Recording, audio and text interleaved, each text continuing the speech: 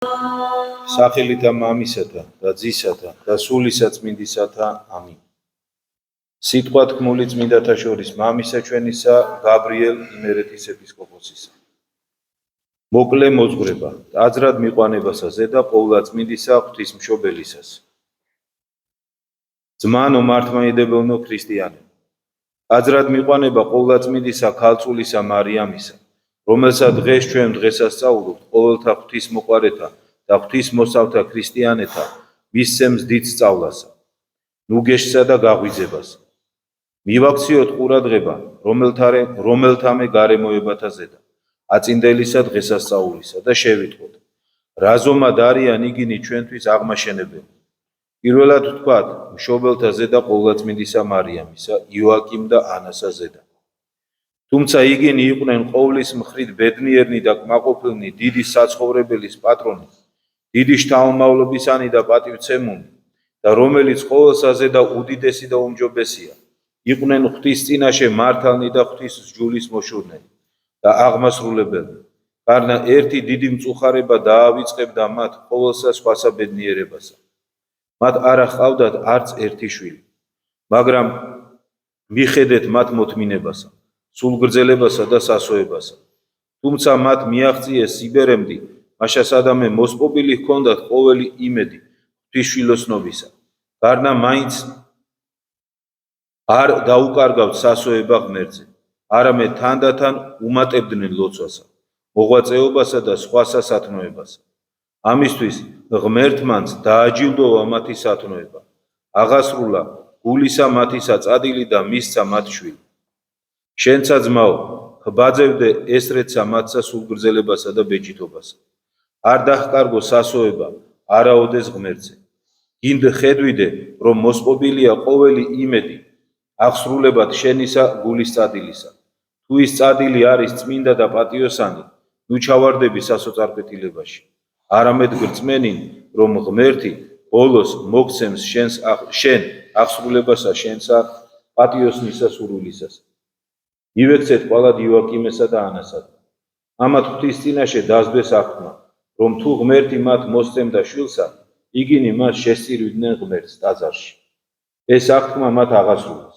ყოვლადწმინდა იყო ჯერეთ ყრმა 3 ანუ 4 წლისა, მაგრამ მათ წაიყვანეს იგი იერუსალიმს, მიიყვანეს ტაძარში და აქ მიაბარეს იგი აღზრდად და სწავლად საღმრთო წერილისა და საღმრთო მსახურებასაში. თუ კარგად დაუკვირდები, არა მცირესა სწავლასა და სარგებლობასა ვნახავ ამ წმინდა იოაკიმეს და ანას მოქცევაში. ციბერის დროს მდიდართა ამათ კაცთა შეიძინეს ერთი მხოლოდ შვილი. ამისთანა შემთხვევაში სხვა ვინმე რომ ყოფილიყო, არაოდეს არ გამოიმეტებდა და არ განიშორებდა შვილსა. ერთი შვილის მეტი არ ამყავსო, იტყვიან ამისთანა შემთხვევაში ზოგი.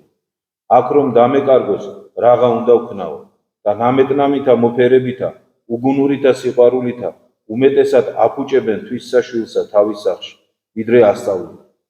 არა ესრედ მოიქცნენ გონიერნი იოაკიმ და ანა. მათ გონიერად არჩიეს მოკლება თავის ნუგეშისა, ვიდრეღა დატევება თვისისა შვილისა უსწავლელად და გაუზრდელად. მერმე ისიც იფიქრე, რა სწავლას ცდილობდნენ იგინი თავის შვილისათვის.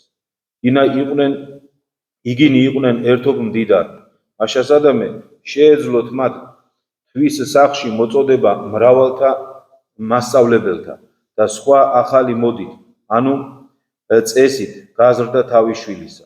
ესე იგი, სხვადასხვა უცხო ენებისა, კარგად და ახალი მოდის ლაპარაკი, ცეკვა, საკრავების დაკვრა და ამის მსგავსი სწავლა. მაგრამ ბრძენი იოაკიმე და ანა ასე არ ფიქრობდნენ. მათ უნდოდათ, რომ მათი შვილი გამოსულიყო მართალი, პატიოსანი და სასარგებლო ქვეყნისათვის და მოპასისათვის. და არაერთი რომელიმე მსგავსება მაიმუნისა, რომელიც თავისას არაფერს არც იქმს, არც იტყვის, არამედ სხვა კაცთა ქცევას გამოხატავს.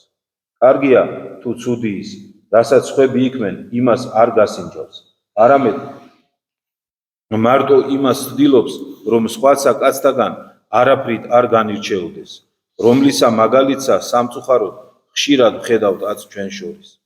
ბოლოს ესეც უნდა დავუმატოთ.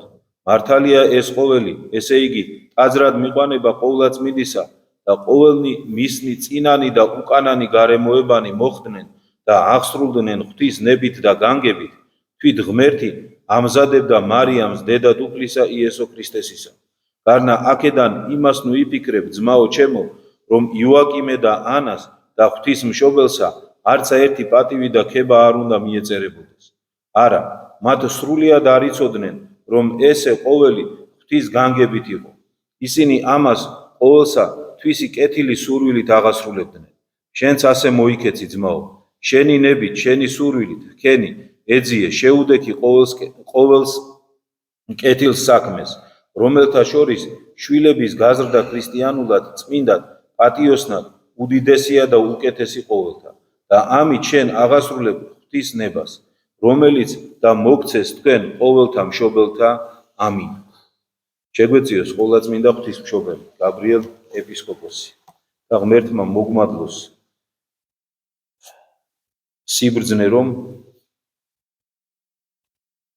ეს წაკითხული, ეს ქადაგება სწორად გავიგოთ.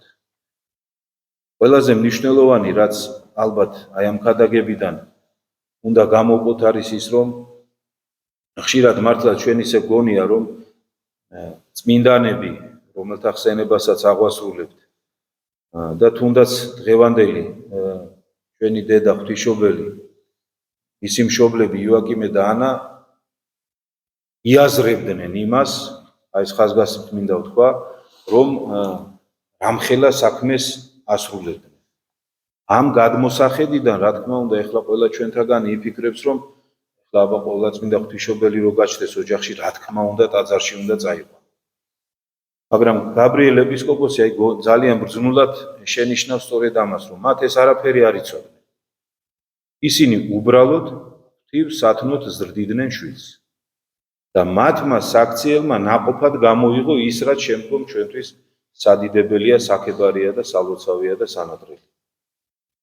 აქედან გამომდინარე, თითოეული ადამიანმა თავისთვის უნდა დაასკვნას, რომ რაღაცა განსაკუთრებულს კი არ უნდა ელოდებოდეს ცხოვრებაში, რომ აი მაშინ გამოაჩინოს თავისი რწმენა, მაშინ გამოაჩინოს თავისი ვაჟკაცობა, მაშინ გამოაჩინოს თავისი ქალობა. არა, თითოეულ დღეს, ყოველ წამს, ჩვეულებრივი ცხოვრების დროს ის უნდა ცხოვრობდეს ღვთის სათნოთ, ღვთის მცნებებით. და მხოლოდ ამ შემთხვევაში შეიძლება ის გახდეს ღირსი რაიმე დიადი საქმის აღსრულების. ჩვენ სამწუხაროდ უკუღმავართ. ვზივართ უმოქმედოდ მანამდე, სანამ რაიმე დიდებული არ გამოჩნდება. ეს ამპარტავნების შედეგია და სხვა არაფრისა. ამაკი ადამიანები ვართ სამწუხაროდ ჩვენ და გგონია, რომ მცირე საქმეზე თავი არ უნდა შევიწყოთ.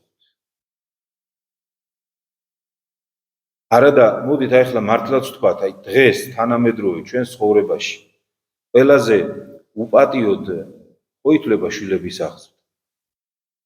ეხლა ესე რომ იტყვი ადამიანი, შეიძლება ცოტა უხეშად მოხდეს ყურზე და ყველამ თქვას, რომ ესე არ არისო, მაგრამ აი შეგახსენებთ გამოთქმას, რაც არის, აი ქალს რო ეკითხებიან შვილებზე რას აკეთებ და აი სახში ვზივარ. ან სხვაზე რო რას აკეთებ, სახში დაჯდა. ისეთი ტონით ამბობენ ამას, რომ აი შეურაცხმყოფელი არის. აი ქალი თუ არ მუშაობს და შვილებს ზრდის და მთელს თავის ცხოვრება შვილების აღზრდას უძღვნის, ეს ითვლება, რომ ეს ქალი რეალიზებული არ არის. ეს ქალი განვითარებული არ არის, ის ჩარჩა სახშია და აუცილებლად ამას ხმამაღლა არავინ იტყვის, მაგრამ ფიქრობენ, რომ აი ქმრის მონა. ეს ხო ესე არის, ხა, ესე ფიქრობს 99%. შეიძლება ხმამაღლა ამას არავინ ამბობს, მაგრამ თუ დაუკვირდებით ქვეტექსტებს ჩვენი საუბრისა, ჩვენი ფიქრებისა, გამეთანხმებით, რომ ეს ნამდვილად ესე არის.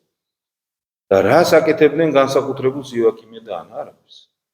აი რა ქონდათ მას? ჩვეულებრივი ერთი შვილი შეეძინათ, ევედრებოდნენ ღმერთს მთელი გულით და სულით, რადგან იცოდნენ, რომ ძველ აღთქმაში საერთოდ ესეთი წესი იყო, რატო ესე გულმოდგინებით ევედრებოდა ყველა შვილს უფალს, იმიტომ რომ ასეთი გადმოცემა იყო, რომ ვის უშვილო ოჯახს კავშირი გაუწყდებოდა მაცხოვართან, აი ვისაც ელოდნენ იესო ქრისტეს და ამიტომაც ესე ყველა ევედრებოდა უფალს, რომ შვილი შეძენოდა და იოაკიმე და ამას ევედრებიან დიდ ხო არაფერს, ეხლა მოხუცებული ადამიანები არიან, შვილი უნდათ, ერთი შვილი უნდათ, ისიც იმისთვის უნდათ, რომ ისე უფალს შესწირონ. ნახეთ რა საოცარია, ყველაზე საოცნებო რამე მხოლოდ და მხოლოდ იმიტომ უნდათ, რომ ისე უფალს დაუბრუნდეთ. ანუ უნდათ, რომ რაღაცა ძვირფასი თავისი ღმერთს მიცე. საუკეთესო, აი, აბელი გამახსენდა ეხლა ამაზე რომ საუბრობ.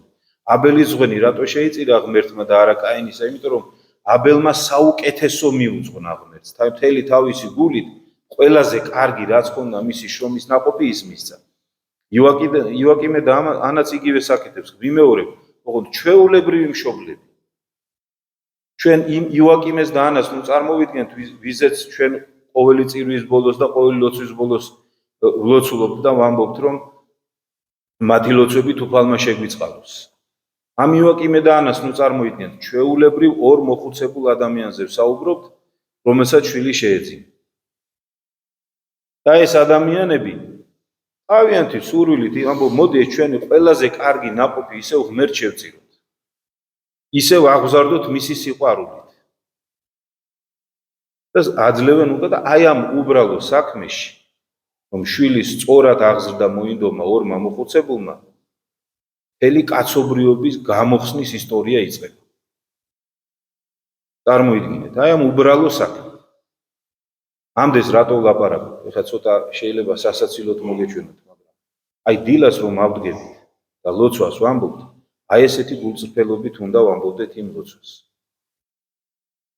თუ დილის ლოცვას ადამიანი მთელი გულწრფელობით იტყვის, მთელი გულით, სულით იტყვის, რის განმავლობაში თავის სულიერ კანონს გულით შეასრულებს, თუ ადამიანი თავის ოჯახში სწორად მოიქცევა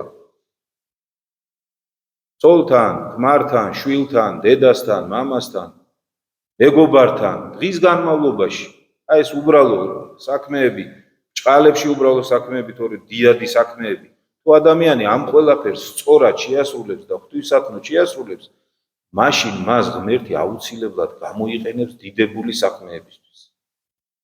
სხვანაირად არ ხდება. ღმერთმა მოგწეს ასეთი უბრალო საქმეები, ბევრი ჩვენ ცხოვრებაში.